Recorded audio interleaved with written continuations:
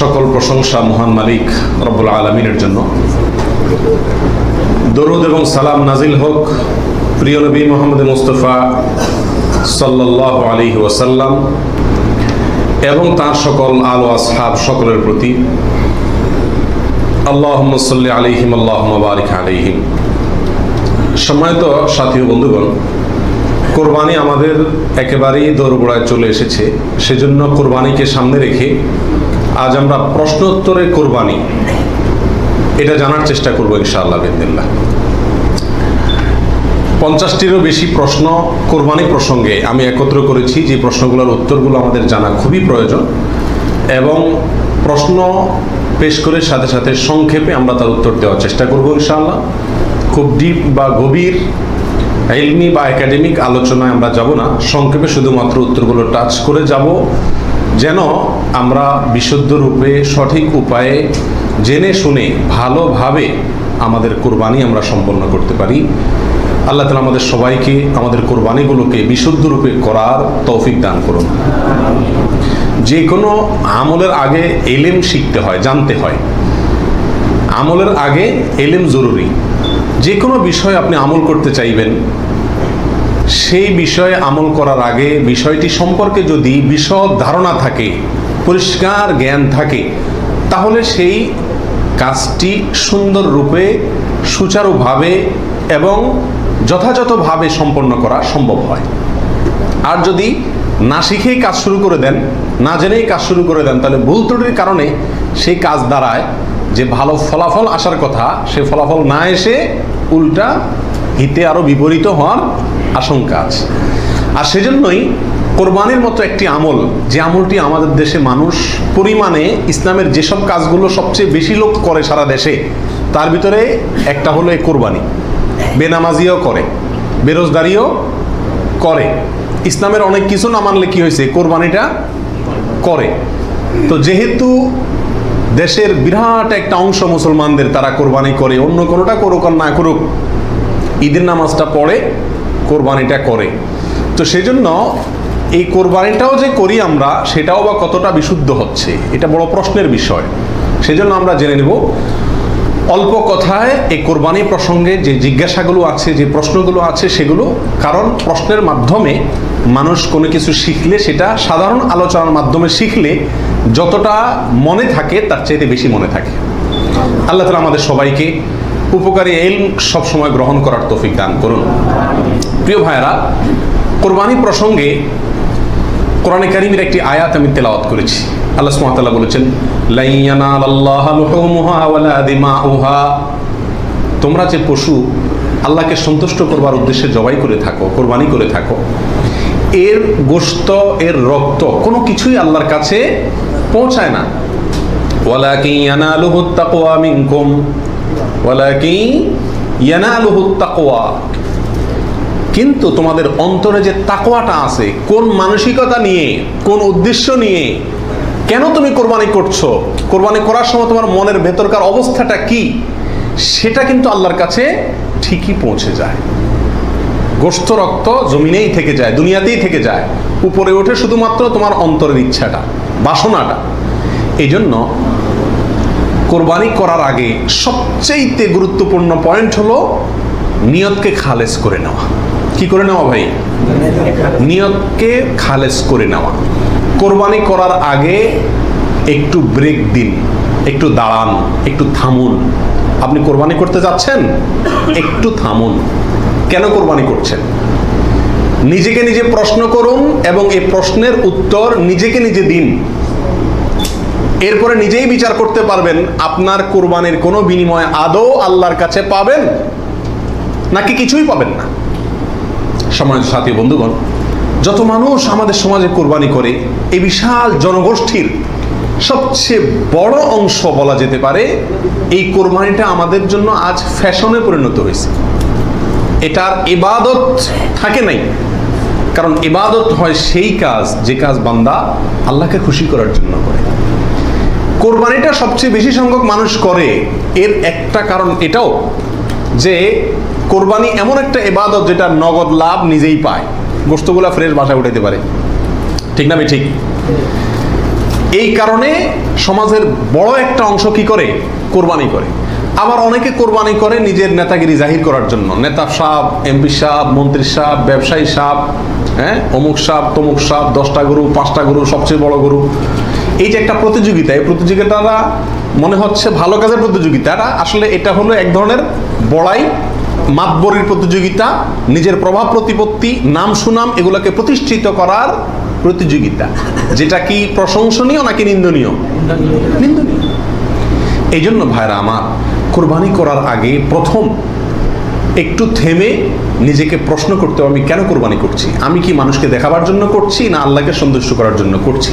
এই বিষয়টি নিজেকে নিজে প্রশ্ন করে এর ইতিবাচক এবং সঠিক উত্তর বের করে আনতে হবে, তারপরে কোরবানির দিকে পদক্ষেপ নিতে হবে। আল্লাহ তাআলা আমাদের সবাইকে বিশুদ্ধ রূপে সঠিকভাবে কোরবানি করার তৌফিক দান করুন।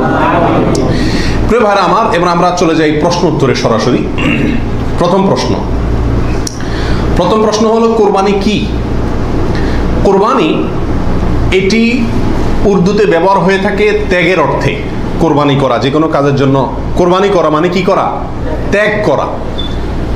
এই পশু কোরবানিকে কোরবানি বলা হয় এই জন্য যে এই কোরবানিটাও আসলে মূলত কি?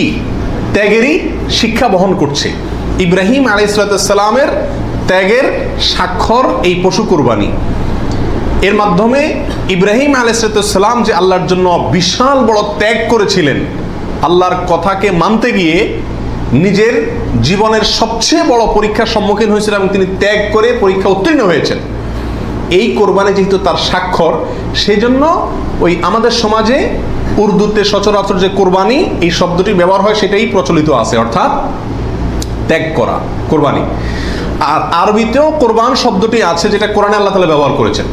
আদম আলাইহিস সালামের 2 ছেলে কাবিল এবং হাবিল, তারা উভয়ে আল্লাহর কাছে আল্লাহর সন্তুষ্টির জন্য তারা সাদাকা পেশ করেছিল, নৈকট্য অর্জন করার জন্য। আল্লাহ বলেছেন ইতাকাররাবা কোরবানান, তারা উভয়ে যখন কোরবান পেশ করছে, যে কোরবান শব্দ কোরআনেও আছে, অর্থাৎ তারা উভয়ে এমন বস্তু পেশ করেছে যার মাধ্যমে আল্লাহর নৈকট্য অর্জন করা যায়। সেই অর্থে কোরবান মানে হলো আল্লাহর কাছে নৈকট্য অর্জন করার মাধ্যম বা উপায়, অর্থাৎ ত্যাগ করা অথবা আল্লাহর কাছে নৈকট্য অর্জন করার মাধ্যম।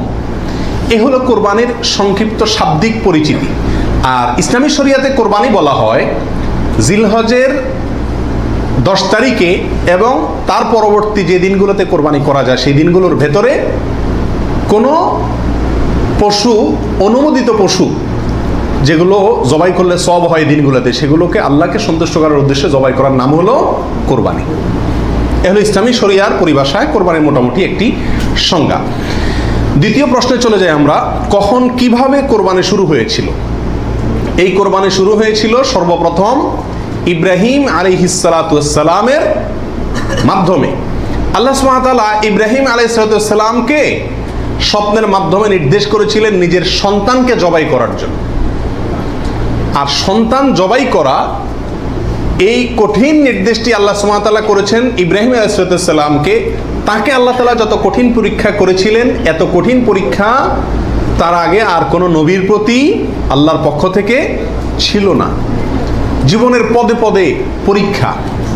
পরিবার সহ রেখে আসো মক্কায়, কেউ নাই সেখানে, কোনো আবাদি নাই, পাহাড়ি এলাকা, ছোট দুধের বাচ্চা সহকারে নিজের স্ত্রীকে রেখে চলে আসো। বাহ্যিকভাবে অযৌক্তিক নির্দেশ আল্লাহ সুবহানাহু ওয়া তাআলা, সেটাও তিনি মেনেছেন এবং পরীক্ষা পাশ করেছেন। আল্লাহ বলেছেন ওয়াইদ ইবতালা ইব্রাহিম রাব্বুহু বিকালিমাতিন ফাআতাম্মাহুন, প্রতিটা পরীক্ষা তিনি কি করেছেন?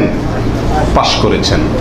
তো কোরবানির প্রেক্ষাপট হলো সংক্ষেপে এই, অল্প কথায়, আল্লাহ সুবহানাহু ওয়া তাআলা ইব্রাহিম আলাইহিস সালামকে তার নিজের সন্তানকে আল্লাহ সন্তুষ্টির উদ্দেশ্যে জবাই করার জন্য, কোরবানি করার জন্য নির্দেশ করেছেন। আল্লাহ সুবহানাহু ওয়া তাআলা তার সন্তানের জবাই করতে আসলে চান নাই। আল্লাহ চাইছেন তার মনের পরীক্ষা নিতে, যে আল্লাহর নির্দেশ মানতে গিয়ে তার সর্বোচ্চ ত্যাগটাও তিনি করতে পারেন কিনা। তিনি আলহামদুলিল্লাহ পরীক্ষায় পাশ করেছেন। তিনি রাজি হয়েছেন, গেছেন, ছেলেও পাশ করছে, মায়েও পাশ করছে। ছেলের মাও রাজি, ছেলেও রাজি, বাপও রাজি। তো আল্লাহ সুবহানাহু ওয়া তাআলা গোটা পরিবারেরই পরীক্ষা নিয়েছেন বলা যেতে পারে, এবং সবাই পরীক্ষা কি করছে? পাশ করছে। জবাই করতে গেছেন, আল্লাহ সুবহানাহু ওয়া তাআলা ছেলে তো জবাই হতে দিবেন না, এটা তো ছিল একটা পরীক্ষা মাত্র। আল্লাহ সুবহানাহু ওয়া তাআলা সেখানে অন্য একটা পশু দুম্বা বা এই জাতীয় কোনো পশু আল্লাহ সুবহানাহু ওয়া তাআলা দিয়ে দিলেন। অন্য একটা পশু ওই ছেলের জায়গায় আল্লাহ তাআলা দিয়ে দিলেন, ছুরি উনি চালালেন, এরপরে দেখলেন যে ছেলে দাঁড়ায় আছে, পশু জবাই হয়েছে। এ হলো কোরবানির সূচনা। প্রথম পশু কোরবানি, আজকে আমরা যে কোরবানি করছি এর সূচনা ছিল এভাবে। কার মাধ্যমে? ইব্রাহিম আলাইহিস সালাতু ওয়াস সালামের মাধ্যমে। সেই কোরবানি আমাদেরকে কি শিক্ষা দেয় ভাই? সেই কোরবানি আমাদেরকে শিক্ষা দেয় আল্লাহ সুবহানাহু ওয়া তাআলা যখন কোনো কাজের জন্য নির্দেশ করবেন, আল্লাহর গোলাম হিসাবে, আল্লাহর নুন খাই সেই হিসাবে নিঃশ্বাস গ্রহণ করছি, ছাড়ছি, প্রতি মুহূর্তে মুহূর্তে আল্লাহর নিয়ামতের সাগরে হাবুডুবু খাচ্ছি। আল্লাহই সৃষ্টি করেছেন, তার হাতেই জীবন মরণ সবকিছু। অতএব তার কোনো নির্দেশ, তার কোনো নিষেধ থাকলে সেটাকে মানতে গিয়ে পৃথিবীর যেই কোনো ধরনের ত্যাগের প্রয়োজন হয় সেটা করতে হবে। নিজের সন্তানকে জবাই করার মতো কঠিন নির্দেশও পালন করতে ইব্রাহিম আলাইহিস সালাম দ্বিধা করেন নাই। আল্লাহ সুবহানাহু ওয়া তাআলা ঠিকই কি করছেন, তাকে এর মাধ্যমে তিনি পাশ করেছেন এবং আল্লাহ সুবহানাহু ওয়া তাআলা তার মর্যাদা সমুন্নত করেছেন। এ হলো কোরবানির মূল শিক্ষা। আল্লাহর নির্দেশ সেটা যত কষ্টই হোক মানতে, সেটা মানার জন্য সব ধরনের ত্যাগ করতে প্রস্তুত থাকা, এটা হলো কি ভাই? কোরবানির শিক্ষা। আর ওখান থেকেই কোরবানিটা শুরু হয়েছে। এরপরে আল্লাহ সুবহানাহু ওয়া তাআলা সেটাকে পৃথিবীর মানুষের জন্য ওই স্মৃতিকে, ওই আদর্শকে রেখে দিয়েছেন। এখন আমরা পশু কোরবানি করছি, কিন্তু এটার শুরুতে কিন্তু পশু কোরবানি ছিল না। মূলত এটা শুরুতে ছিল নিজের সকল কামনা, বাসনা, ভালোবাসা সবকিছুকে আল্লাহর নির্দেশের সামনে কি করে দেওয়া? কোরবানি করে দেওয়া। এই হলো এই কোরবানির গোড়ার ইতিহাস। এখন কোরবানির খোলসটা আছে, ভেতরেরটা আর নাই। এখন শুধু পশুই কোরবানি করি আমরা। নিজের ভেতরকার পশুত্ব, আমিত্ব, মনের খাহেশ, প্রবৃত্তি, এটাকে আর কি করি না? জবাই করি না।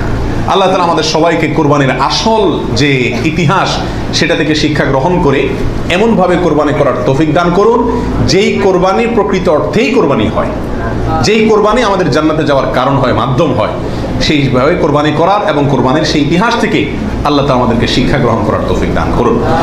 প্রিয় ভাইয়েরা, 3 নম্বর প্রশ্ন হলো, কোরবানি কি জরুরি কোনো বিধান নাকি ঐচ্ছিক? অর্থাৎ কোরবানি কি সবার জন্য করা জরুরি, নাকি কোরবানি সুন্নাত, নফল, মুস্তাহাবি জাতীয় কোনো আমল? তো এই বিষয়ে বলবো যে এই ক্ষেত্রে ওলামা একরামের দুটি প্রসিদ্ধ মত আছে। ওলামা একরামের অনেকেই বলেন যে কোরবানি করা এটা সকলের জন্য জরুরি, যাদের সামর্থ্য আছে। ঈদের দিন, কোরবানি ঈদের দিন অথবা পরবর্তী দিনগুলোতে যেগুলোতে কোরবানি করা যায়, এই সময়ের ভিতরে যার কাছে নেশা পরিমাণ টাকা আছে তার জন্য কোরবানি করা ওয়াজিব, জরুরি, বাধ্যতামূলক। না করলে গুনাহ হবে। এটা অনেক ওলামা একরামের মত। তাদের দলিল, সংক্ষেপে শুধু দলিলগুলো হালকা হালকা টাচ করে যাই। মুসনাদে আহমদ, ইবনে মাজাহ, মুস্তাদরাকে হাকিম এবং আরো অনেক কিতাবে একটা হাদিস বর্ণিত হয়েছে, যে হাদিসকে মুহাদ্দিসিন ইকরাম সহিহ বলেছেন। আল্লামা আলবানী রাহিমাহুল্লাহ নিজে হাদিসে সহিহ বলেছেন। সেটা হলো এই, নবী রাসূলুল্লাহ সাল্লাল্লাহু আলাইহি ওয়াসাল্লাম বলেছেন, মান ওয়াজাদা সাআতান আন ইউদাহিয়া ওয়া লাম ইউদাহি ফালা ইয়াকরাবান্না মুসাল্লানা। অর্থাৎ যে ব্যক্তি কোরবানি করার সামর্থ্য তার আছে, সক্ষমতা আছে, সচ্ছলতা আছে, সেই ব্যক্তি যদি কোরবানি না করে, সে যেন আমাদের ঈদগাহে ঈদের নামাজ পড়তে না আসে। কোরবানি করার ইচ্ছা না রাখলে সেজন্য ঈদের নামাজ পড়তে না আসে। এটা কিন্তু একটা সতর্কবাণী। শরীয়তে এই ধরনের নির্দেশ সুন্নত নফলের ক্ষেত্রে করা হয় না, ফরজ ওয়াজিবের ক্ষেত্রেই সাধারণত করা হয়। এটা হলো অন্য যুক্তি। দ্বিতীয় দলিল হলো, এটাও মুস্তাদে আহমদে আসছে এবং হাফেজ ইবনে হাজার আল আসকালানী রাহিমাহুল্লাহ, বিশ্ববিখ্যাত হাদিস ব্যাখ্যাতা, তিনি বলেছেন যে হাদিসটি বিশুদ্ধ। নবী রাসূলুল্লাহ সাল্লাল্লাহু আলাইহি ওয়াসাল্লাম বলেছেন, ইয়া আইয়ুহান নাস, হে লোক সকল, ইন্না আলা কুল্লি আহলি বাইতিন উদহাইয়াতুন ওয়া আতিরাতুন, নিশ্চয়ই প্রত্যেক পরিবারের লোকের উপরে, প্রত্যেক পরিবারের উপরে একটি করে কোরবানি এবং আতিরা, এটা ওয়াজিব। আতিরা হলো রজব মাসে যে পশুটি জবাই করা হয়, সেটা একসময় ওয়াজিব ছিল, পরে এটা রহিত হয়ে গেছে। তো এখানে নবী রাসূলুল্লাহ সাল্লাল্লাহু আলাইহি ওয়াসাল্লামের ভাষা হলো ইন্না আলা কুল্লি আহলি বাইতিন, প্রত্যেক পরিবারের উপরে কোরবানি করা জরুরি। জরুরি, আলা এই শব্দটি জরুরি অর্থ বোঝানোর জন্যই আসে। এটিও বিশুদ্ধ হাদিস।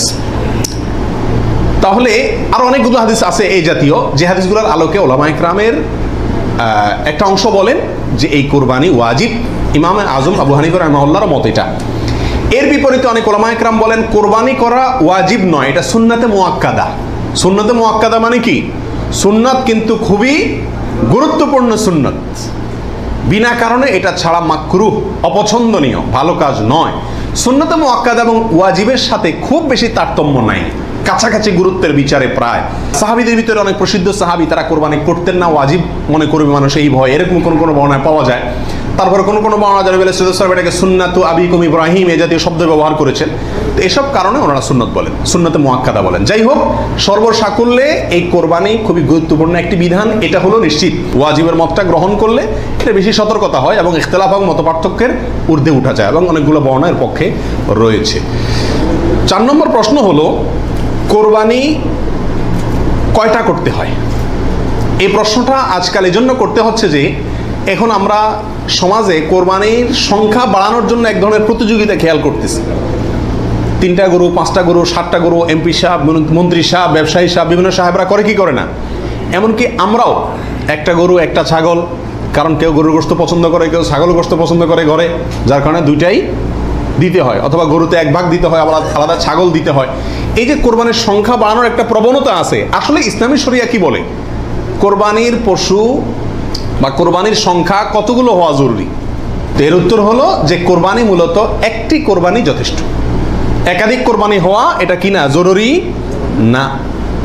নবী আলাইহিস সালাতু ওয়াস সালামের ব্যাপারে সুনানে তিরমিজিতে একটা হাদিস আসছে, যেটা কি ইমাম তিরমিজি হাসান বলেছেন, অন্যান্য উলামা একরাম অনেকে জয়ীফ বলেছেন। কিন্তু জয়ীফ বললেও ওই একই বিষয়ে আরো বিভিন্ন হাদিস আছে। সর্বসাকুল্যে উলামা একরামের বিষয়টা প্রমাণিত। সেটা হলো যে নবী আলাইহিস সালাম 10 বছর মদিনাতে বসবাস করেছেন হিজরতের পরে, এবং এই 10 বছরের প্রতি বছর তিনি কোরবানি করেছেন। প্রতি বছর তিনি কি করেছেন? এবং 2টি হৃষ্টপুষ্ট ভেড়া তিনি কোরবানি করেছেন, 2টি করেছেন। তিনি যদি চাইতেন সংখ্যা অনেক বাড়াইতে পারতেন, উট এবং আরো অনেক বড় বড় পশু দিয়ে কি করতে পারতেন, কোরবানি করতে পারতেন, কিন্তু 2টি ভেড়া কোরবানি করেছেন। তার একটি হলো তার নিজের এবং নিজের পরিবারের পক্ষ থেকে, আরেকটি তার গোটা উম্মতের পক্ষ থেকে, তাওহীদবাদী উম্মতের পক্ষ থেকে। তাহলে বোঝা গেল কোরবানির সংখ্যা বাড়ানোর ভিতরে খুব বেশি কল্যাণ নাই। হ্যাঁ, কেউ যদি কোনো এলাকাতে গরিব মানুষকে খাওয়ানোর উদ্দেশ্যে বেশি কোরবানি করে, নাম ফুটানোর উদ্দেশ্য না থাকে, তাহলে অবশ্যই সেজন্য তিনি আল্লাহর কাছে কি পাবেন, আজর এবং সওয়াব পাবেন। 5 নম্বর প্রশ্ন হলো, কয়দিন পর্যন্ত কোরবানি করা যায়? কোরবানির সময়সীমা কতদিন? এর উত্তর হলো, এক্ষেত্রে ওলামা একরামের 2টি মত আছে। অনেক ওলামা একরামের মতে কোরবানি করা যায় ঈদের দিন, জিলহজের 10 তারিখ, আর 11 এবং 12 এই 3 দিন। এটা ইমাম আবু হানিফা রাহিমাহুল্লাহর মত। এর বিপরীতে অনেক উলামা একরামের মত হলো কোরবানি এটা 4 দিন পর্যন্ত করা যায়। কোরবানি ঈদের দিন এবং তারপরে আরো 3 দিন, 11, 12, 13। যুক্তি হলো যে আইয়ামে তাশরিক, এক হাদিসে আসছে একেবারে সুস্পষ্টভাবেই যে আইয়ামে তাশরিক এই দিনগুলা সবগুলোই হলো জবাই করার দিন, অর্থাৎ কোরবানি করার দিন। সেহেতু আইয়ামে তাশরিক হলো ঈদের দিন, ঈদের পরে আরো 3 দিন, অর্থাৎ 13 তারিখ, চাঁদের 13 তারিখের সন্ধ্যার আগ পর্যন্ত। এ হলো কোরবানির দিন। তবে কোরবানি প্রথম দিন ঈদের নামাজের পরপরই করা বেশি উত্তম, এতে কোনো সন্দেহ বা ইখতিলাফ কারোর নাই। এবারে সারা দুনিয়ার উলামা একরাম একমত। কারণ নবী আলাইহিস সালাম ঈদের দিন, ঈদের নামাজের পরপরই সাধারণত কি করতেন, কোরবানি করতেন। দ্বিতীয় তৃতীয় দিনে তিনি নিতেন না। অতএব একেবারে শুরুতেই করে ফেলা হলো সবচেয়ে উত্তম এবং বেস্ট। এবারে কারো কোনো দ্বিমত নাই। 6 নম্বর প্রশ্ন, কোন সময় থেকে কোরবানি করা যাবে? উত্তর হলো, ঈদের নামাজ যখন পড়া হবে, যেই এলাকাতে গরুটা জবাই হবে ওই এলাকাতে যখন ঈদের নামাজ শেষ হবে, ঈদের নামাজ শেষ হওয়ার পরপরে কি করা যাবে, কোরবানি করা যাবে। আরেক এলাকাতে ঈদের নামাজ শেষ হয়েছে, সেজন্য আপনার এলাকাতে আপনি কি করবেন না, কোরবানি করবেন না। আপনার এই পশু যারা কোরবানি করবে তারা ঈদের নামাজ পড়ার পরপরে কি করতে পারবেন, কোরবানি করতে পারবেন। এ হলো কোরবানির সময়। এরপরে আসি 7 নম্বর প্রশ্ন, রাতে কি কোরবানি করা যাবে? এই প্রশ্নের উত্তর হলো, রাতে কোরবানি করাকে ওলামা একরাম মাকরুহ বা অপছন্দনীয় বলেছেন। তার কারণ হলো, কোরবানি একটা আল্লাহর গুরুত্বপূর্ণ বিধান। এখানে পশুর রগ নির্দিষ্ট সংখ্যায়, নির্দিষ্ট রগগুলো কাটা যেতে হবে। রাতে করলে অন্ধকারে সেগুলো কম বেশ হয়ে যেতে পারে, এই আশঙ্কায় দিনের বেলা করা উত্তম এবং রাতের বেলা মাকরুহ বলেছেন। তবে যদি পর্যাপ্ত আলোর ব্যবস্থা থাকে এবং এরকম কোনো ভুল হওয়ার আশঙ্কা না থাকে, তাহলে রাতেও কোরবানি করা যাবে, অর্থাৎ এই দিনগুলোতে আর কি, যে দিনগুলোতে করা যায়। এরপরে আসি 8 নম্বর প্রশ্ন, কোন কোন পশু দিয়ে কোরবানি করা যাবে? আপনি হাঁস মুরগি দিয়ে কোরবানি দিলে কোরবানি হবে কিনা? তো এর উত্তর হলো, বড় পশুর ভিতরে 3 ধরনের পশু আর ছোট পশুর ভিতরে 3 ধরনের পশু, এগুলো দিয়ে কি করা যাবে? কোরবানি দেওয়া যাবে। বড় পশুর ভিতরে কোরবানি দিতে পারবেন উট, গরু, মহিষ, এগুলো দিয়ে। মহিষ দিয়ে দিতে পারবেন কিনা এটা নিয়ে ওলামায়ে কেরামের সামান্য ইখতিলাফ আছে। অনেকে মহিষকে গরুর অন্তর্ভুক্ত করেছেন, অনেকে করেন নাই। যার কারণে যারা করেছেন তারা বলছেন করা যাবে, যারা করেন নাই তারা বলছেন করা যাবে না। এই জন্য একান্ত অনন্য উপায় না হলে সেদিকে না যাওয়াই ভালো, ইখতিলাফের দিকে। আর ছোট পশুর ভিতরে 3টা, দুম্বা, ছাগল এবং ভেড়া, এগুলো দিয়ে কি করা যাবে? কোরবানি করা যাবে। এছাড়া অন্য কোনো পশু দিয়ে, এই গৃহপালিত পশু ছাড়া আপনি হরিণ দিয়ে অথবা অন্য কোনো হালাল পশু যেটা গৃহপালিত না, সেটা দিয়ে কি করা যাবে না? কোরবানি দেওয়া যাবে না, দিলে কোরবানি হবে না।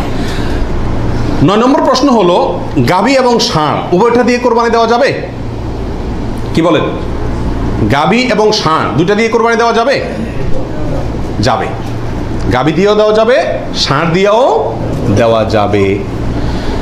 10 নম্বর প্রশ্ন হলো, পশুর বয়স কত হতে হবে?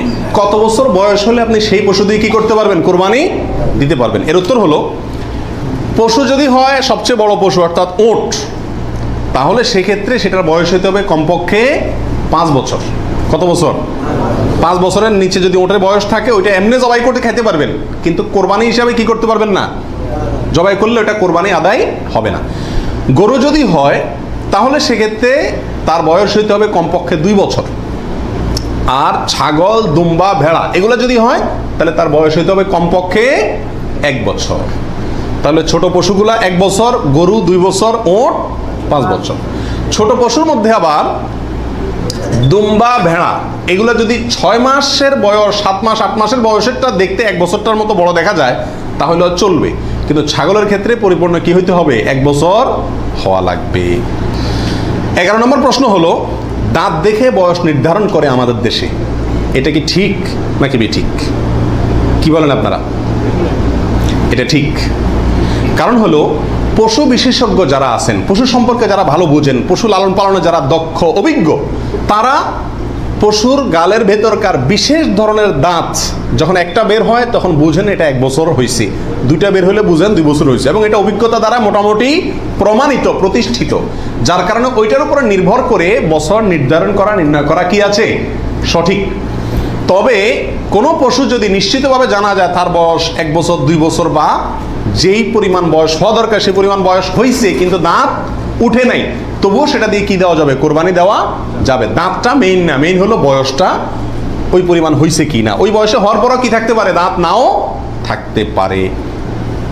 এরপরে আসি 12 নম্বর প্রশ্ন, ত্রুটিযুক্ত পশু দিয়া কোরবানি দিলে কি কোরবানি হবে? ত্রুটিযুক্ত পশু, একটা পশুর ভিতরে কোনো দোষ আছে, ত্রুটি আছে, সমস্যা আছে, রোগবালাই আছে, ওইটা এমনি জবাই করে খাইতে পারবেন, কিন্তু কোরবানি দিলে কোরবানি হবে কি না?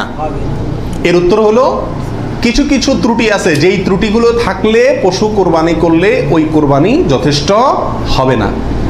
আর কিছু কিছু ত্রুটি আছে যেগুলো থাকলেও কি দেওয়া যাবে? ওই ত্রুটি সহকারে কোরবানি দিলে কোরবানি হয়ে যাবে। কোন ত্রুটিতে আপনার কোরবানি দিলে কোরবানি হবে না?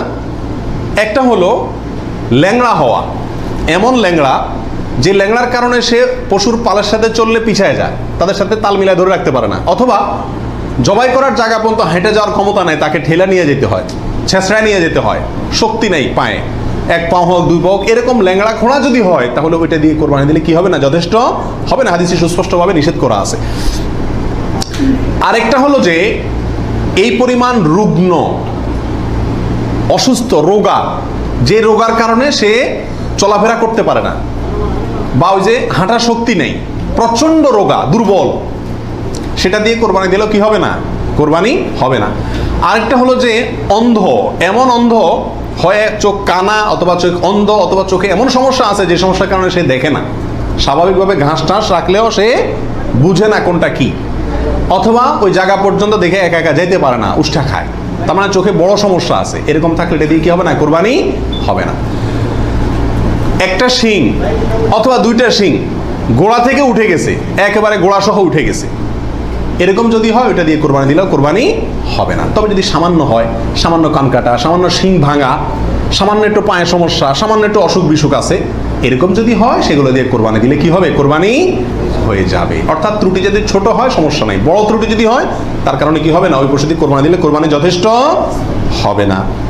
13 নম্বর প্রশ্ন হলো, কেনার পর যদি ত্রুটি দেখা যায় তাহলে কি করবে? আপনি ভালো পশু কিনে নিয়ে আসলেন, কোরবানি করবেন, রেখে দিয়েছেন, খাওয়াচ্ছেন, হঠাৎ করে দেখা গেল চোখের সমস্যা, যে কোনো কারণে পা ভেঙে গেছে, বড় ধরনের সমস্যা হয়েছে, তখন কি করবেন? উত্তর হলো, যদি আপনি গরিব মানুষ হন তাহলে সেক্ষেত্রে যেটা আছে ওইটাই জবাই করবেন। আর যদি আপনার সামর্থ্য থাকে তাহলে সেক্ষেত্রে আপনার ওইটার বদলে আরেকটা পশু কিনে সেটাকে কি করবেন? কোরবানি করবেন। এরপরে আসেন 14 নম্বর প্রশ্ন, কোরবানির দিন হাঁস মুরগি জবাই করা জায়েজ আছে কিনা?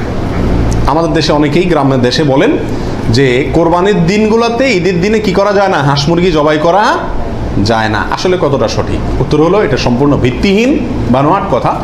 এর কোনো গ্রহণযোগ্য ভিত্তি ইসলামী শরিয়াতে নাই। বরং কোরবানি ঈদের দিনে কেউ চাইলে হাঁস বা মোরগ কি করতে পারবে? জবাই করতে পারবে। তবে যদি এটাকে কোরবানির নিয়তে করে যে আমার তো গরু ছাগল দেওয়ার সামর্থ্য নয়, আমি মুরগি দিয়েই দিলাম কোরবানি, তাহলে সেক্ষেত্রে এই জবাই কি হবে না?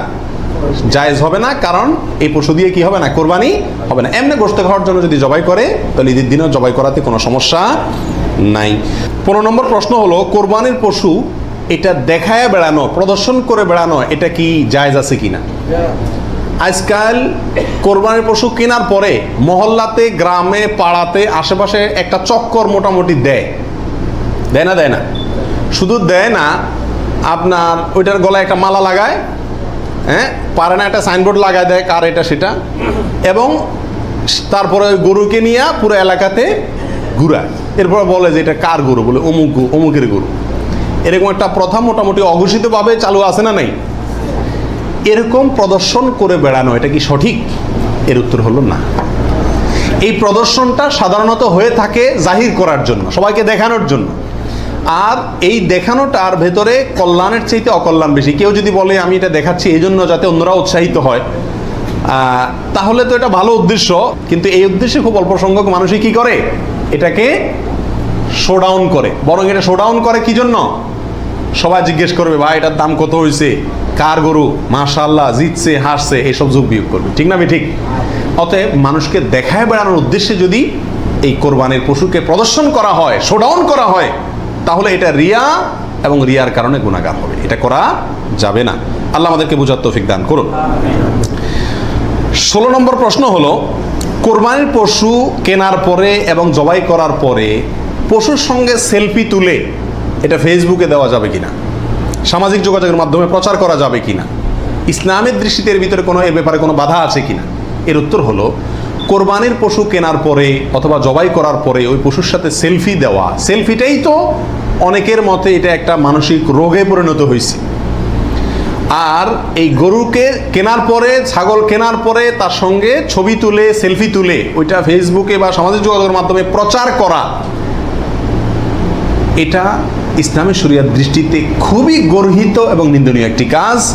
বিশেষ করে এই জন্য যে প্রথমত বিনা প্রয়োজনে এই ছবিটা তোলা হচ্ছে, দ্বিতীয়ত হলো এর মাধ্যমে নিজে কি কোরবানি দিচ্ছে এটাকে কি করা হচ্ছে? জাহির করা হচ্ছে, প্রচার করা হচ্ছে। বাহবা কি আল্লাহর কাছ থেকে নিতে চান না মানুষের কাছ থেকে নিতে চান? আল্লাহর কাছ থেকে যদি নিতে চান তাহলে ওইটাকে প্রচার করে মানুষের কাছে লাইক কমেন্ট পাইলেন, সে আশায় এটাকে আপনার লাইক কমেন্টের ব্যবসায়, বিজনেসের পুঁজি হিসাবে খাটাইলেন। আল্লাহর কাছে তার বিনিময় পাওয়ার আশা করা বড় কঠিন।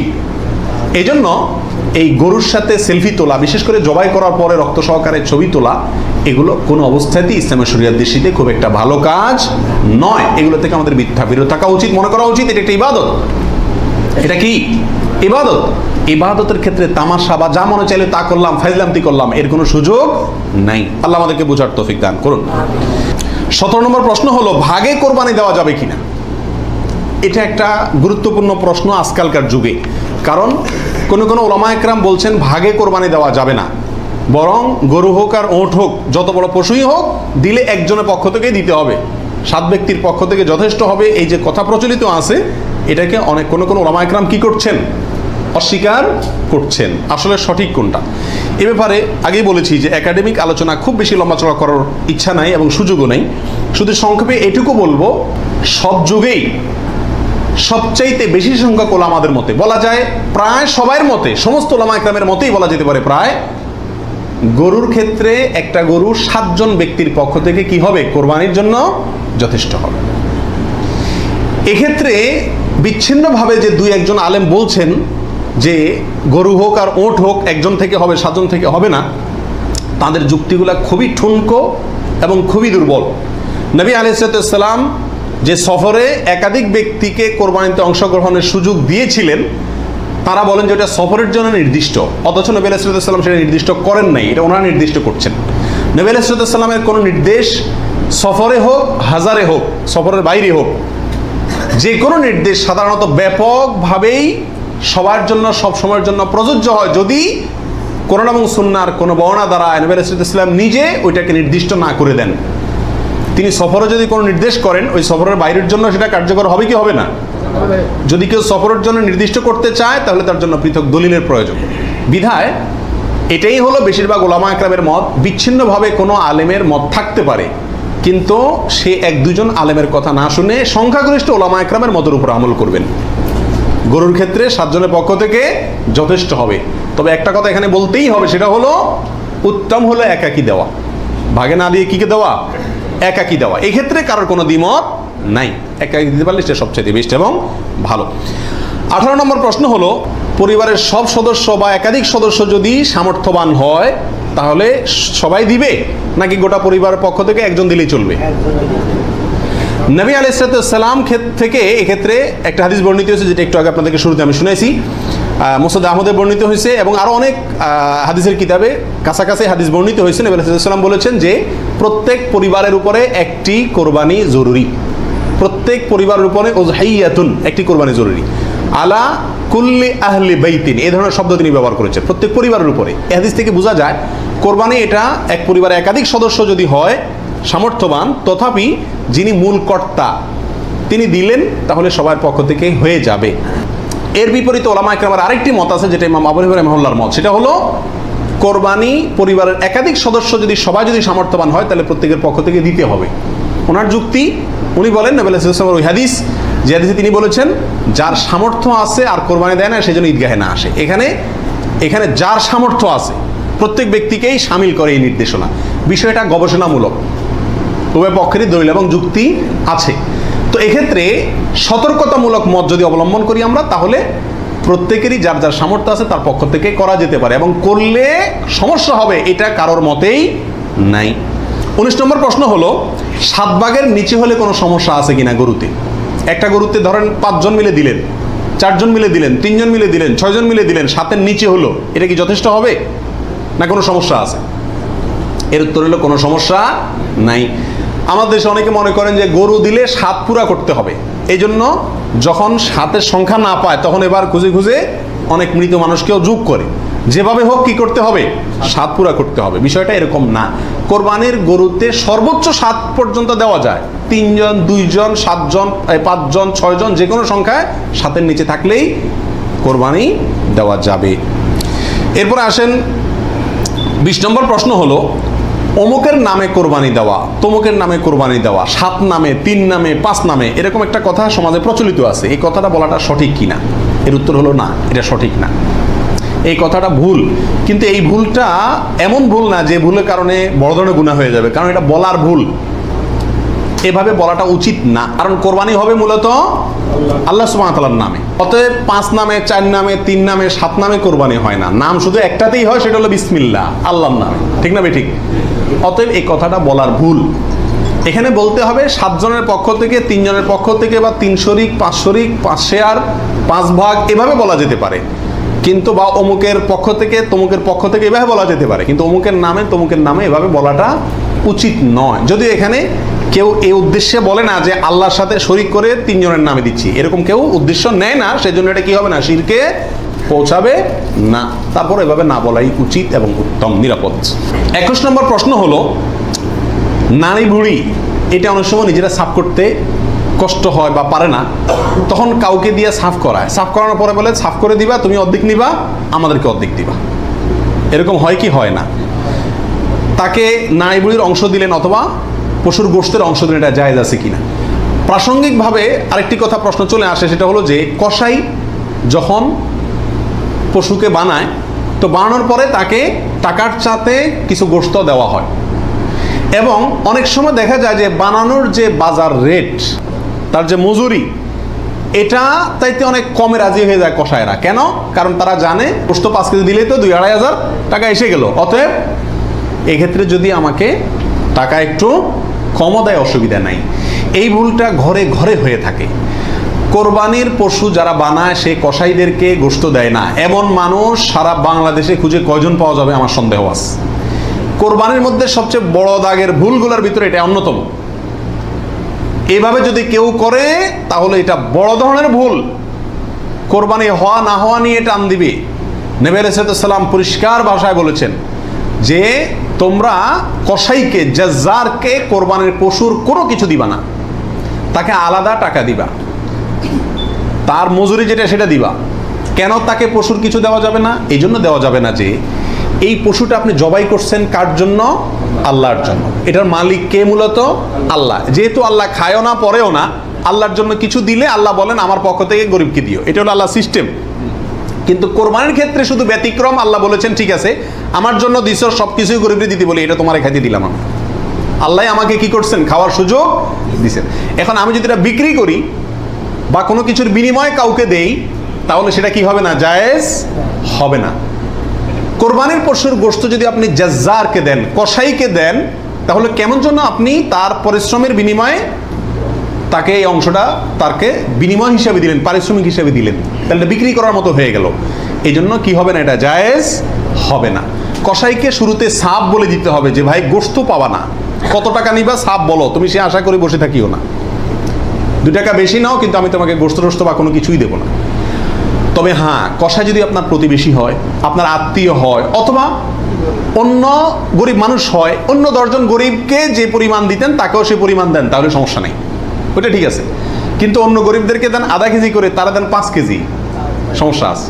কারণ 4.5 কেজি আপনি কেন দিলেন? তাকে কাটছে সেজন্য, এটা বিনিময় হয়ে যাচ্ছে, এই জন্য এটা করা যাবে না। অতএব নাড়ি বুড়িও যদি কেউ সাফ করে, তাকেও কি দেওয়া যাবে না? ওই নাড়ি বুড়ির সাফের বিনিময়ে নাড়ি বুড়ির অর্ধেক বা গরুর কোনো অংশ তাকে দেওয়া যাবে না। সাফ করলে সাফের বিনিময়ে তাকে ক্যাশ টাকা দিয়ে দিবেন। কথা বুঝতে পারছি? নাড়ি বুড়ি যদি দিতে হয় তাহলে গরিব মানুষ হিসাবে দিলেন, সেটা ভিন্ন কথা, কিন্তু এজ এ তার কাজ পারিশ্রমিক হিসাবে কি করতে পারবেন না? দিতে পারবেন না। এটা বড় ভুলের ভিতরে একটা, এবং এটা প্রচুর পরিমাণে মানুষকে সচেতন করা দরকার এই ব্যাপারে। 22 নম্বর প্রশ্ন হলো, কোরবানির ভাগিদারদের মধ্যে কারো ইনকাম হারাম অথবা উদ্দেশ্য অসৎ, গোশত খাওয়ার উদ্দেশ্য আছে না নেই? কোরবানি না দিলে ছেলে মেয়েগুলা কার দিকে চেয়ে থাকবে, কোরবানি না দিলে নতুন আত্মীয় তারা কি বলবে, ব্যয়ের বাড়িতে রান কেমনে পাঠাবো, এরকম অনেক উদ্দেশ্য থাকে কি থাকে না? সারা জীবন দিয়ে আসছি, এবছর না দিলে সমাজে মুখ থাকে না, মানুষ কি বলবে, এই মানসিকতা নিয়ে কোরবানি অনেকে দেন না? এরকম যদি কেউ আপনার ভাগিদারদের মধ্যে, অংশীদারদের মধ্যে থাকে, অথবা কেউ যদি কোরবানি করে তার ইনকাম হারাম, আর সে হারাম ইনকাম থেকেই দেয়, অনেকের হারামও আছে হালালও আছে, সুদও খায় ঘুষও খায়, আবার বেতনও আছে হালাল, তাহলে সেটা ভিন্ন। একজনে কোরবানির পশুতে হারাম ইনকাম ইনভেস্ট করছে আপনি জানেন, অথবা তার উদ্দেশ্য অসৎ, তাহলে এই পশুতে আপনি এবং আরো যে কয়জন অংশগ্রহণ করবে কারোর কোরবানি হবে না। এই জন্য অংশীদার এবং কোরবানির ভাগই নেওয়ার ক্ষেত্রে বহু হিসাব নিকাশ করে নিতে হবে। যে ব্যক্তি গোশতের ধান্দায় বা অন্য কোনো ধান্দায় করে তাকে ভাগিদার নেওয়া যাবে না। কথা বুঝে আসছে? নিতে হবে যে শুধুমাত্র আল্লাহ সন্তুষ্ট করার জন্য, আল্লাহর সন্তুষ্টির জন্য যে কোরবানি করে তাকে, এবং সরাসরি হারাম টাকা ইনভেস্ট না করে ওই ব্যক্তিকে, যার ইনকাম হালাল, এরকম ব্যক্তিকে ভাগিদার হিসাবে নিতে হবে। আর না হলে ভাগি দেওয়ার দরকার নাই, একা একাই দিতে হবে। আল্লাহ তৌফিক দান করুন। 23 নম্বর হলো, রাসূল করিম সাল্লাল্লাহু আলাইহি সাল্লামের পক্ষ থেকে কোরবানি দেওয়া যাবে কিনা। আমাদের দেশে প্রচুর পরিমাণে মানুষ রাসূল করিম সাল্লাল্লাহু আলাইহি সাল্লামের পক্ষ থেকে কি দেয়? কোরবানি দিয়ে থাকে। এর উত্তর হলো, রাসূল আকরাম সাল্লাল্লাহু আলাইহি সাল্লামের নামে উম্মত হিসাবে আপনি তার পক্ষ থেকে কোরবানি দিতে পারবেন। নবী আলাইহিস সালাম নিজেও কোরবানি দিয়েছেন তার উম্মতদের পক্ষ থেকে।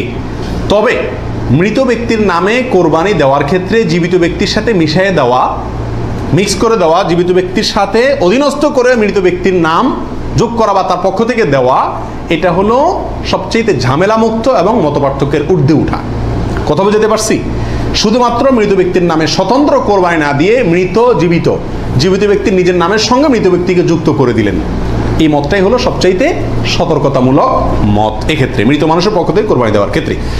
24 নম্বর প্রশ্ন হলো, মা বাবা, স্ত্রী, বড় ভাই এদের কাউকে খুশি করার জন্য কারোর পক্ষ থেকে, সমাজে বলে কারোর নামে, কোরবানি দেওয়া যাবে কি যাবে না? উত্তর হলো না। এটা রিয়া, লৌকিকতা, মানুষ দেখানো, এটা শিরকে আসগর।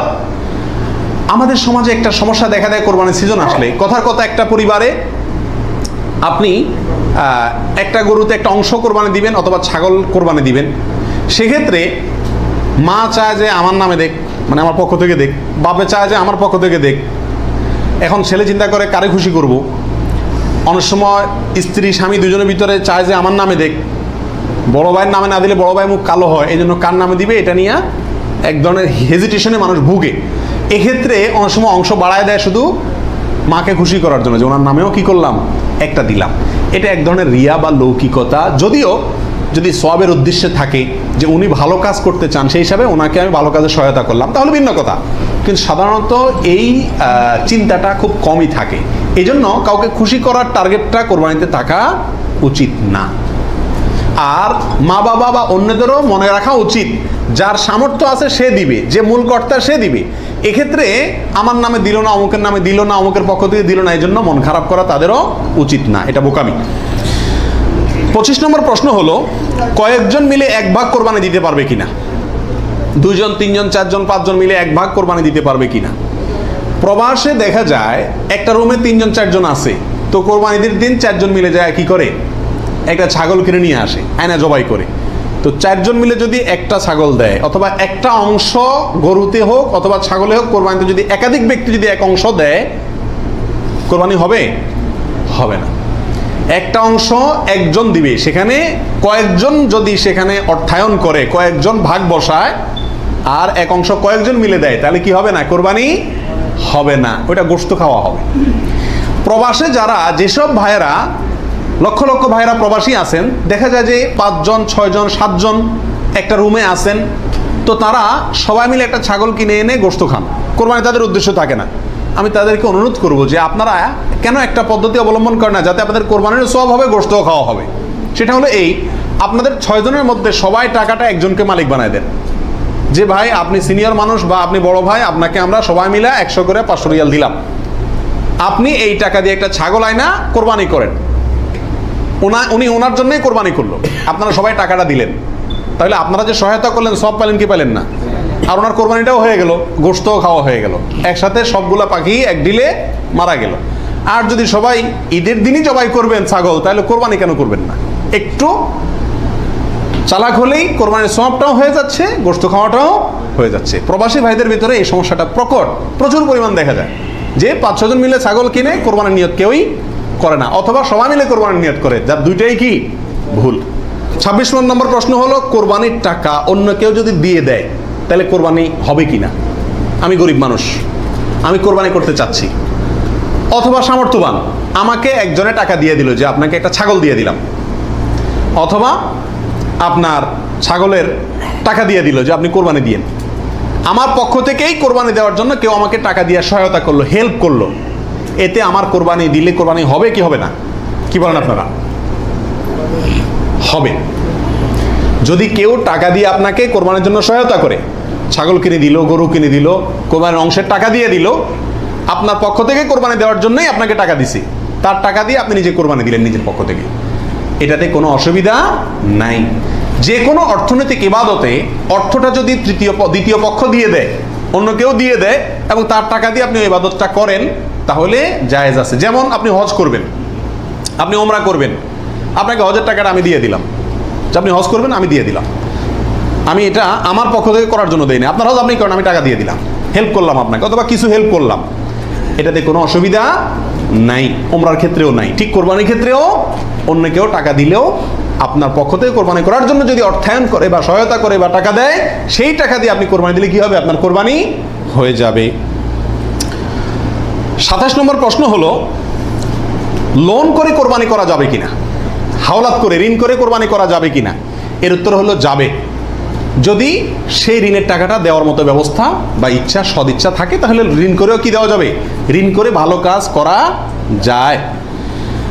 28 নম্বর প্রশ্ন হলো, ঋণগ্রস্ত ব্যক্তির জন্য কোরবানি দেওয়া উত্তম নাকি ঋণ দেওয়া উত্তম? উত্তর হলো ঋণ দেওয়া উত্তম, কারণ কোরবানির চাইতে তার জন্য ঋণের গুরুত্ব বেশি। সে যদি ঋণগ্রস্ত হয়, তার জন্য কোরবানি ইসলামী শরীয়তে তার জন্য কোরবানি না, তার জন্য ঋণ দেওয়া জরুরি। সে ঋণ পরিশোধ করবে, এরপরে টাকা থাকলে কোরবানি দিবে, না থাকলে কোরবানি দিবে না। কিন্তু আমাদের আজকাল অবস্থা হলো, ঋণ থাকলেও আমরা কোরবানি দিই, কারণ না দিলে মুখ রক্ষা হয় না, ছেলে মেয়ে কার দিকে চেয়ে থাকবে, গোশত কোত্থেকে খাবে। অতএব এগুলা কোরবানি না, এগুলা নিছক গোশত খাওয়া এবং ফুর্তি। 29 নম্বর প্রশ্ন হলো, হাজি সাহেবদের জন্য দেশে কোরবানি করা জরুরি কিনা? যারা হজ করতে আসছেন তারা দেশে তাদের পক্ষ থেকে কোরবানি দিতে হবে কিনা? উত্তর হলো না। হাজি সাহেবরা যারা আসছেন তারা হজ করতে এসে হজের পরে তারা দমে শকর দিচ্ছেন, শুকরিয়া স্বরূপ যে দম দিচ্ছেন, যেটাকে আমরা কোরবানি বলি, এখানে দিচ্ছেন, তাদের জন্য দেশে তাদের পক্ষ থেকে আর কোরবানি দেওয়া কিনা জরুরি না। তাছাড়া তারা মুসাফির অবস্থায় মুসাফির ব্যক্তির জন্য কি দিতে হয় না? কোরবানি দিতে হয় না।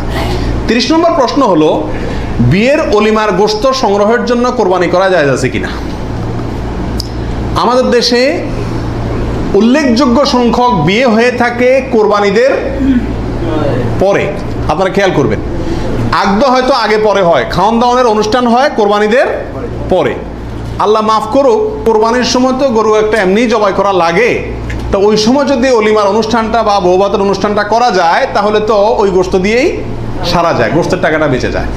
যদি কারোর এরকম উদ্দেশ্য থাকে, তাহলে সেক্ষেত্রে তার কোরবানি হবে না। আর যদি কেউ মনে করে যে না, ঈদের পরে সবাইকে পাইতে সুবিধা হয়, সেজন্য ওই টাইমটাতে করতেছি, অথবা আপনার কোরবানি করলাম, অলিমার জন্য আলাদা গরু জবাই করলাম, অথবা আপনার কোরবানির গোশত অলিমার জন্য করি না, আমি অলিমা করলেও একটা গরু দেই, অন্য বছর না থাকলেও একটা গরু আল্লাহর জন্য দেই, এরকম যদি কেউ থাকে তাহলে তার জন্য জায়েজ আছে। আর তা না হলে এই কোরবানির গোশত দিয়ে অলিমা সারা, অনুষ্ঠান সারা, এটা যদি ওই উদ্দেশ্যে করে, তাহলে সেক্ষেত্রে এটা কোরবানি হবে না, বরং এটা এক ধরনের তামাশা হবে কোরবানির নামে। 32 নম্বর প্রশ্ন হলো, কোরবানির সুন্নাহ পদ্ধতি কি, কোন দিকে ফিরে জবাই করতে হবে? এর উত্তর হলো, কোরবানির সুন্নাহসম্মত পদ্ধতি হলো পশুকে মাথা দক্ষিণ দিকে দিয়ে পাও কেবলামুখী করে তারপরে বিসমিল্লাহি আল্লাহু আকবার বলে কি করতে হবে? জবাই করতে হবে। জবাই করার ক্ষেত্রে সাধারণত পশুর কানকে গলার দিকে টেনে ধরলে যে জায়গায় এসে কান থামে, ওই জায়গা বরাবর যদি ছুরি চালানো হয়, তাহলে খুব দ্রুত পশুর জবাই হয়ে যায়, কষ্ট কম হয়, হাঁডি টাডির উপরে যায় না সাধারণত। বাকি এই জায়গাটা ধরে যেখানে হাড্ডি নেয় সেখানে ছুরি চালানো এবং পশ্চিম দিকে ফিরিয়ে দক্ষিণমুখী করে করা। যদি কেউ অন্য কোনো দিকে ফিরে করে ফেলে, তাহলেও তার কোরবানি হয়ে যাবে, কিন্তু এটা সুন্নাহর খেলাফ হলো। রাসূল আকরাম সাল্লাল্লাহু আলাইহি সাল্লাম থেকে এভাবে কোরবানি করাটাই প্রমাণিত আছে। 32 নম্বর প্রশ্ন হলো, কোরবানির ভাগিদারদের নাম জপা কোরবানির পরে এটা জরুরি কিনা? আপনারা দেখবেন, ভাগিদারে কোরবানি যদি দেয়, তাহলে লিস্ট লিখতে লিখতে অবস্থা খারাপ হয়ে যায়, এবং যিনি কোরবানির পশু জবাই করেন ওই হুজুর নাম নিতে নিতে অবস্থা খারাপ। আল্লাহর নামে এতবার নেয় কিনা সন্দেহ, এতবার ওই ভাগিদারদের নাম নেয়, কারণ ভালো করে নাম নিলে টাকা পাওয়াও, কোরবান জবাইয়ের টাকা পাওয়াও কঠিন হয়ে যাবে। তো এটা জরুরি কিনা?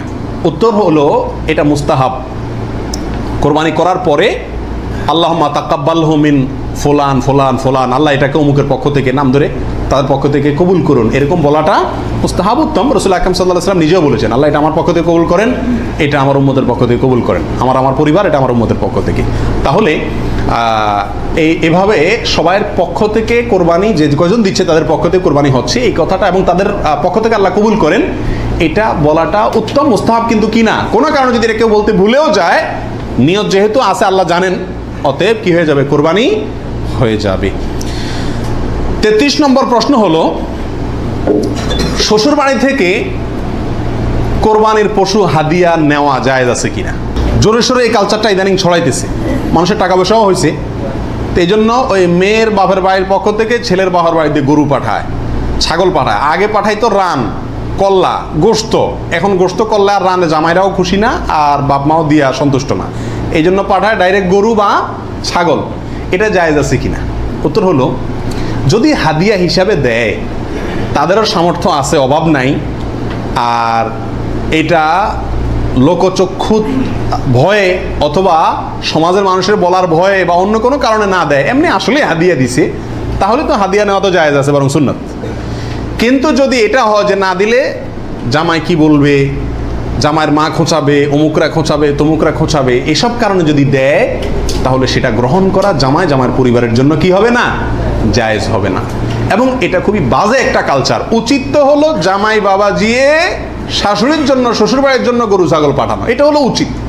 কারণ তারা সারা জীবন এই মেয়েটাকে বড় করে লাখ লাখ টাকা ইনভেস্ট করে মানুষ করে আমাকে দিয়ে দিছে, আমি বছরে বছরে একবার করে তাদের একটা গরু ছাগল দিতে পারলে ভালো হয়। খবরদার আবার শ্বশুরবাড়িতে দিলেন, বাহর বাড়িতে কিছুই দিলেন না, অনেকে আছে শ্বশুরবাড়ির অন্ধ, আবার সেটাও আবার সঠিক না। ব্যালেন্স রাখতে হবে।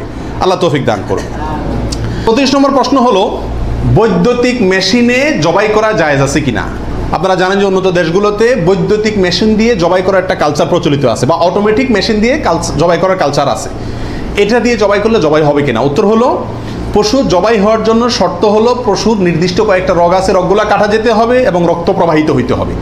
যদি কোনো বৈদ্যুতিক শক ইত্যাদির মাধ্যমে পশুকে দুর্বল করে ফেলা হয়, যে দুর্বল করার ফলে অনেক সময় বাঁচে কিনা এটাই সন্দেহ হয়, এরপরে ছুরি চালানো হয়, তাহলে ওই পশু দিয়ে কোরবানি করা জায়েজ হবে না। কারণ যদি দুর্বল বানায় তাকে কি করা হচ্ছে? জবাই করা হচ্ছে, বিধায় এটা জায়েজ নাই। আর যদি ছুরি দিয়ে করা হয় এবং মানুষের হাত না লাগে এবং বিসমিল্লাহ বলা হয়, মুসলমানে সুইচ চালায়, তাহলে সেক্ষেত্রে ছুরি দিয়ে যদি জবাই হয়, কাটা যায়, তাতে কি হবে? কোরবানি হয়ে যাবে ইনশাআল্লাহ, এবং জবাই বিশুদ্ধ হবে। 35 নম্বর প্রশ্ন হলো, জবাইয়ের সময় বিসমিল্লাহ বলতে যদি কেউ ভুলে যায়, তাহলে কি করবে? এর উত্তর হলো, নিজের পশু তো নিজে জবাই করা উত্তম। যারা প্রফেশনাল জবাই করেন মৌলভী সাহেবরা, তারা তো ভুলের কথা না, কারণ তাদের অভ্যাসই আছে। নিজেটা নিজে করতে গেলে ডরে ভয়ে ভুলেও যেতে পারে। যদি কেউ ভুলে যান, ভয়ের কোনো কারণ নাই। মুসলমান যদি ভুলেও যায়, তবুও সেই পশু হালাল হবে, খাওয়া হারাম হবে না। ইচ্ছাকৃত যদি কেউ বিসমিল্লাহ না বলে, সেটা ভিন্ন কথা, সেটা সমস্যা আছে। কিন্তু ভুলে যদি বিসমিল্লাহ না বলে, তাতে পশু হালালই থাকবে, হারাম হবে না ইনশাআল্লাহ। 36 নম্বর প্রশ্ন হলো, কোরবানিকারীকে কি চুল, নখ ইত্যাদি কাটা থেকে বিরত থাকতে হবে? উত্তর হলো হ্যাঁ। নবী আলাইহিস সালাম বলেছেন, মান আরাদা আন ইউদাহিয়া, যে ব্যক্তি কোরবানি করার ইচ্ছা রাখে, পোষণ করে, ফালা ইয়াখুজ মিন শা'রিহি ওয়া আযফারিহি শাইআ, সেই জন্য তার নখ, চুল ইত্যাদি কোনো কিছুতে হাত না দেয়। কোরবানির ঈদের 10 দিন আগে, চাঁদ যেদিন উঠবে ওই দিন থেকে নিয়ে ঈদের দিন পর্যন্ত এগুলো করা যাবে না। কি করা যাবে না? চুল, নখ ইত্যাদি কাটা যাবে না, কাটবে না কোরবানিকারী ব্যক্তি। কোরবানি দেওয়ার পরে চুল, নখ ইত্যাদি কাটবে, এটা খেয়াল রাখা উচিত। 37 নম্বর প্রশ্ন হলো, কোরবানিকারী ব্যক্তি এই 10 দিন দাড়ি শেভ করতে পারবে কিনা? জটিল একটা প্রশ্ন। কোরবানি করবেন, বাকাওয়াতি করবেন, খুব ভালো কথা, জায়গায় এসে ধরা গেছেন, দাড়ি শেভ করতে পারবেন কিনা? উত্তর হলো না। দাড়ি তো কোরবানি করলেও শেভ করা যাবে না, না করলেও শেভ করা যাবে, এটা তো সর্বাবস্থায় চাঁচা হারাম। সেক্ষেত্রে কোরবানির এই সিজনগুলোতে এসে গুরুত্বটা আরো বাড়ে। একে তো এমনি হারাম, আবার কোরবানি করছেন, সেজন্য নবী সাল্লাল্লাহু আলাইহি ওয়াসাল্লাম বলছেন আপনি যেন না ধরেন, এগুলোতে হাত না দেন। তাহলে কোরবানি করার যদি ইচ্ছা থাকে, আল্লাহকে সন্তুষ্ট করতে আসলেই মনে চান, তাহলে এই 10 দিন দাঁড়িয়ে কি করতে পারবেন না? শেভ দিতে পারবেন না। খোঁচা খোঁচা দাঁড়িয়ে নিয়ে কি করতে হবে? মসজিদে যেতে হবে। কোরবানি দেওয়া শেষ, এবার কি করতে পারবেন? দাঁড়িয়ে শেভ করতে পারবেন না, তাও যাবে না। আল্লাহ আমাদের বোঝার তৌফিক দান করুন। 38 নম্বর হলো, কোরবানির গোশত দিয়ে দিনের প্রথম খানা খেতে হয়, এই কথাটা কতটুকু সঠিক? উত্তর হলো পুরাই সঠিক।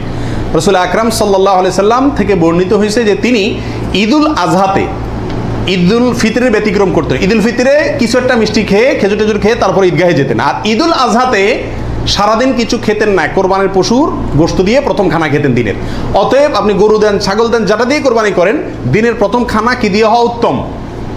ওই গোশত দিয়ে হওয়া উচিত। গোশতটা তো আল্লাহকে দিয়ে দিয়েছেন, আল্লাহর নামে জবাই করছেন, আল্লাহ আপনাকে হাদিয়া দিয়েছেন। এই জন্য আল্লাহর হাদিয়ার আগে একটু পেটটা খালি রাখেন, আকর্ষণ করে খান, তাহলে ইনশাআল্লাহ সেটা আপনার জন্য, আপনার আল্লাহর হাদিয়াকে আপনি মূল্যায়ন করলেন, সেটা প্রমাণ হবে। 39 নম্বর প্রশ্ন হলো, পশুর রক্তে নাকি আরোগ্য আছে, কোরবানির পশুর রক্তে, এই কথাটা কতটুকু সঠিক? কোন কোন এলাকাতে আমি নিজের চোখে বহুবার দেখার দুর্ভাগ্য হয়েছি, অনেকে দেখা যায় কোরবানির পশু জবাই করার সময় রক্তগুলা একটা বাড়িতে করে নিয়ে যায় গরম গরম, এরপরে নিয়ে পোলাপাইনরে খাওয়ায়। এটা খাওয়াইলে বলে অনেক রোগ বালাই ভালো হয়। বুঝে আসছে কথা? এটা সম্পূর্ণ কুসংস্কার। কোরবানির পশুতে কোনো আরোগ্য নাই, এটা ভুল ধারণা, এটা থেকে বেঁচে থাকা উচিত। 40 নম্বর প্রশ্ন হলো, পশুর জান যাওয়ার আগে কি চামড়া ছিলা জায়েজ আছে? উত্তর হলো না, কঠোরভাবে নিষেধ। আমাদের দেশে কসাইরা এবং যারা চামড়া ছিলে নিজেরা অনেক সময় দেখা যায় জান এখনো পুরো বাইর হয় না, রু বাইর হয় না, তার আগেই ওই পায়ের রগ কাটা শুরু করে, চামড়া ছিলা শুরু করে, পুরো নাড়াছাড়া করে। এটা জায়েজ নাই, এটা গুনাহের কাজ। আপনি কোরবানি করছেন ইবাদত, অথচ গুনাহ হচ্ছে সাথে। নবী আলাইহিস সালাম বলেছেন, ইন্নাল্লাহা কাতাবাল ইহসানা আলা কুল্লি শাই, আল্লাহ সব বিষয়ের প্রতি ইহসান করার নির্দেশ করেছেন। অতএব ফাইদা কাতালতুম ফাআহসিনুল কিতলাতা ওয়া ইযা যাবাহতুম ফাআহসিনুজ যাবিহাতা, তোমরা যখন কোনো পশুকে জবাই করবে তখন এই পশুর প্রতি রহম করিও, ভালো করে ধারটা দিয়ে নিবে। নবী সাল্লাল্লাহু আলাইহি ওয়াসাল্লাম বলছেন, যাতে করে তার রূহ বের হইতে কষ্ট না হয়। সেখানে জীবিত অবস্থায় এখনো মরে নাই, আপনি চামড়া ছিলা শুরু করে দিলেন, এটা খুবই অন্যায় এবং জুলুম। কোনো পশু কষায় যদি করে তাকে থামাই দিবেন যে রূহ যেতে দাও, তারপরে হাত দাও। 41 নম্বর প্রশ্ন হলো, কোরবানি আর আকিকা এই দুটো একসাথে দেওয়া যাবে কিনা? এটা কমন প্রশ্ন আমাদের সমাজে। এর উত্তর হলো, অনেক উলামায়ে কেরামের মতে দেওয়া যাবে, ফতোয়া শামী ইত্যাদিতে তাই লেখা আছে যে দেওয়া যাবে কোরবানি আর আকিকা একসাথে একই গরুর মধ্যে। আর অনেক উলামায়ে কেরামের মধ্যে দেওয়া যাবে না। এর ভিতরে আপনার পাকিস্তানের খুব নামকরা মুফতি ছিলেন মুফতি রশিদ আহমদ রাহিমাহুল্লাহ, আহসানুল ফতোয়ার লেখক। তিনি হানাফি মাযহাবের বড় উলামায়ে কেরামের মধ্যে থেকে তিনি কঠোরভাবে এর বিরুদ্ধে করেছেন এবং বলেছেন কোন অবস্থাতেই কোরবানি আর আকিকা একসাথে মিক্স করা যায় না, উচিত না। কারণ কোরবানি একটা ইবাদত, আকিকা আরেকটি ইবাদত। আর তাছাড়া গরু এক অংশে একাধিক ব্যক্তি দিতে পারবে, এটা কোরবানির ক্ষেত্রে নবী সাল্লাল্লাহু আলাইহি ওয়াসাল্লাম বলছেন, আকিকার ক্ষেত্রে বলেন নাই। সেই জন্য কোরবানি এবং আকিকা পৃথক হওয়া উচিত। একই দিনে হতে পারে, কিন্তু গরুর অংশে কোরবানির না, এই আকিকার কারণ নামের অংশ থাকা উচিত না। এই মতটা বেশি শক্তিশালী এবং বেশি সতর্কতামূলক। 42 নম্বর প্রশ্ন হলো, ভিন্ন দেশে কোরবানি করা যাবে কিনা? আপনি এই দেশে আছেন, আপনার কোরবানি দেশে আপনার পক্ষ থেকে হলো, এটা জায়েজ আছে কিনা? উত্তর হলো আছে। এটা কোনো কোনো ক্ষেত্রে উত্তম হয় যদি আপনার উদ্দেশ্য হয় এমন যে ওখানে আরও বেশি অভাবী মানুষ আছে, আমি তাদেরকে গোশত দেব। কিন্তু সবসময় এটা হওয়া উচিত না। প্রবাসীরা যেখানে আছেন সেখানেও কোরবানির কালচার চালু করা উচিত। আমার জানা মতে প্রবাসী যারা আছেন, লক্ষ লক্ষ প্রবাসী, সবাই কোরবানি দেওয়ার সামর্থ্য আছে। এদের 10% লোকও এখানে কোরবানি দেয় না, কারণ কোরবানি দিলে আমার গোশত খাবে কে? দান্দা হলো গোশতের দিকে। এটা সব যদি মনে করে তাহলে তো যেখানে থাকি সেখানেই দেওয়া উচিত, এটা হলো মূল বিধান। অন্য জায়গায় আপনি দিবেন যদি সেখানে দিলে বেশি সওয়াব হয়। অবশ্যই গ্রামে আমাদের দেশে গরিব বেশি, সেই হিসাবে সেখানে গোশত দিলাম, সেই নিয়তে দিলেন, ঠিক আছে। কিন্তু আপনি যদি এই নিয়তে দেন যে আমি এখানে গোশত যদি কোরবানি দেই তাহলে গোশত সব হাতে বুতে খাইব, আমার পরিবারের লোকজন তো পাইব না, এই নিয়ত যদি হয় তাহলে সেটা কিন্তু অন্যায় এবং ভুল। 43 নম্বর প্রশ্ন হলো, ভিন্ন দেশে কোরবানি করলে কোন সময়ের দিকে খেয়াল করে কোরবানি করবে? কথার কথা, আপনার কোরবানি দেশে হচ্ছে, তো এখানে যদি একদিন আগে পরে চাঁদ দেখা দেখি হয়, টাইম আগে পরে হয়, তাহলে কোন হিসাবে করবে? আপনার সময় না তাদের সময়? আপনার কোরবানি কিন্তু। এর উত্তর হলো, যেই দেশে কোরবানি হচ্ছে, পশু যেখানে আছে সেখানকার সময় দেখে কি করতে হবে? কোরবানি করতে হবে। আপনার এখানে ঈদের নামাজ হয়েছে কি হয় না সেটা দেখা দেখির দরকার নাই। 44 নম্বর প্রশ্ন হলো, কোনো কারণে কোরবানি করতে না পারলে, পশু কিনছেন কিন্তু কোরবানি করতে পারেন নাই, করবেন কি? উত্তর হলো যে পরবর্তীতে কি করে দিবেন? আপনি সদকা করে দিবেন। মৃত ব্যক্তির নামে কোরবানির বিধান কি? একটু আগে যেটা বললাম, অর্থাৎ শুধু মৃত ব্যক্তির নামে আলাদা কোরবানি দেওয়া যায়, অনেক উলামায়ে কেরাম বলেন। কিন্তু অনেক উলামায়ে কেরাম বলেন যারা মৃত ব্যক্তির সাথে জীবিত ব্যক্তিকে, জীবিত ব্যক্তির সাথে মৃত ব্যক্তিকে যোগ করে দেওয়া যাবে। আপনি একটা ছাগল দিলেন, বললেন যেটা আল্লাহ আমার এবং আমার মৃত বাবার পক্ষ থেকে, এভাবে করা যাবে। আর নবী আলাইহিস সালাম একটি ছাগল তার পুরো উম্মতের পক্ষ থেকে দিয়েছেন, জীবিত মৃত সবাই মোটামুটি এর ভিতরে শামিল। 45 নম্বর গেল। 46 নম্বর হলো, কোরবানির পশুর চামড়ার বিধান কি? উত্তর হলো, কোরবানির পশুর চামড়া এটা নিজে ব্যবহার করতে পারলে সেটা করা উচিত। চামড়া প্রসেস করে ব্যবহার করতে পারলে এটা করা উচিত। কোথাও কোথাও মানুষ খায়, যদি খাইতে পারেন চামড়া পরিষ্কার করে সেটাও আপনার জন্য ঠিক আছে। কিন্তু কোরবানির পশুর চামড়া বিক্রি করা হয় আমাদের দেশে বেশিরভাগ ক্ষেত্রে, এই কাজটা অনুত্তম কাজ, অনুচিত কাজ। কেন? কারণ কোরবানির গোশত এটাও বিক্রি করে আপনি টাকাটা দানই করে দিলেন, কিন্তু এটা উচিত না, বিক্রি করবেন না। আপনি হয় সরাসরি গোশত দিবেন, না নিজে খাবেন, দুটার একটা। বিধায় কোরবানির পশুকে আপনার কোনোভাবেই এটার কোনো অংশকে বিক্রি করে তারপর টাকাটা আপনি দানে করে দিলেন, কিন্তু বিক্রি করার দিকে না যাওয়াটাই উচিত। সরাসরি ওই জিনিসটা দান করলে সেটাই বেস্ট। 47 নম্বর প্রশ্ন হলো, কোরবানির পশুর কোনো অংশ বিক্রি করা জায়েজ আছে কিনা? চামড়ার ক্ষেত্রে এই কথা চলে আসছে অনেকাংশে, তাও পৃথক করে বলতে হয় যে না, কোরবানির পশুর গোশত, হাড্ডি, বুড়ি কোনো কিছু বিক্রি করা যিনি কোরবানি করছেন তার জন্য জায়েজ নাই, উচিত নাই। তবে যাকে আপনি দান করছেন গরিব মানুষ, সে যদি নিয়ে আবার বিক্রি করে দেয় তার জন্য কি আছে? জায়েজ আছে। কোরবানির পশুর চর্বি অথবা হাড্ডি এগুলো বিক্রি করার একটা প্রথা আছে আমাদের দেশে, এটা করা যাবে না। কোরবানির ঈদের আমি খেয়াল করছি ভ্যানালারা বাইর হয়, অতিরিক্ত চর্বিগুলো আছে এগুলো কেজি দরে কিনে, হাড্ডি কিনে এগুলোকে বিভিন্ন কাজে ব্যবহার করা হয়।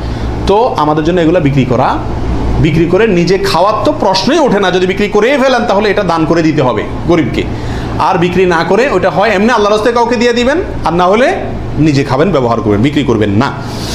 48 নম্বর প্রশ্ন হলো কোরবানির গোশত কিভাবে বন্টন করবেন, কয় ভাগ করবেন? এর উত্তর হলো কোরবানির পশু 3 ভাগে বন্টন করা ওলামা একরাম মুস্তাহাব বলেছেন, কিন্তু কোনো হাদিসে এর ক্ষেত্রে আলাদা করে এভাবে নির্দেশ করা হয় যে 3 ভাগে করতে হবে। আল্লাহ কোরআনে বলছেন যে ফাকুলু মিনহু, তোমরা কোরবানির পশু থেকে নিজেরা খাও, ওয়া তাইমু আল কানিআ ওয়াল মুতাররা, ধনী গরিব সবাইকে দাও। তাহলে ধনী গরিব 2 ভাগকে দাও, আবার নিজে খাও, 3টাই হয়ে গেল এখানে।